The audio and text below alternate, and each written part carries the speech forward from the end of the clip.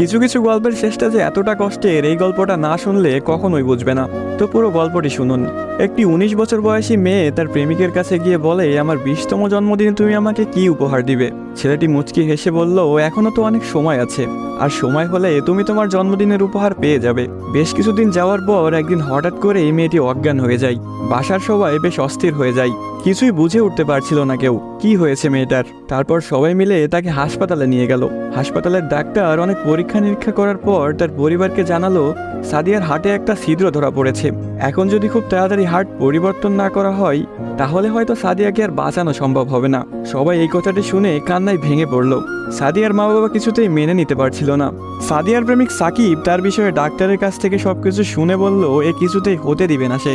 তারপর সাকিব মেয়েটির রুমে গেল, দেখলো তার ভালোবাসার মানুষটি বিছানায় শুয়ে আছে। সাকিবের কাছে যেতেই মেয়েটি বলল, সাকিব, আমি মনে হয় আর বাঁচবো না। সাদিয়ার চোখের পানি মুছে দিয়ে সাকিব বলল, কে বলেছে তুমি বাঁচবে না? তুমি খুব শীঘ্রই ভালো হয়ে যাবে। মেয়েটি বলল, তুমি কি করে জানলে? ডাক্তার তো বলেছে আমার হার্টে একটা ছিদ্র ধরা পড়েছে, আর আমাকে বাঁচানো সম্ভব না। ধুর পাগলি, তোমার কিছুই হবে না, দেখো তুমি ভালো হয়ে যাবে। এভাবেই বেশ কিছুদিন যাওয়ার পর সাদিয়া সম্পূর্ণ সুস্থ হয়ে যায় এবং বাসায় ফিরে যায়। বাড়িতে ফিরে এসে সাকিবকে খুঁজতে থাকে, না পেয়ে সাকিবের বাড়ি চলে যায়। সাকিবের বাড়িতে কেউ নেই। অবশেষে সাকিবের ছোট বোনের দেখা পেল সাদিয়া। কিরে, তোমার ভাই কোথায়?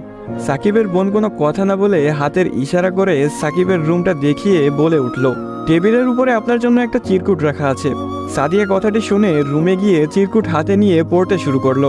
প্রিয়তমা, আমি জানি যেদিন তুমি এই চিরকুটটি হাতে পাবে সেদিন তুমি সম্পূর্ণ সুস্থ হয়ে যাবে, সবকিছু ঠিক হয়ে যাবে আগের মতো, যেমনটা আমি তোমাকে বলেছিলাম।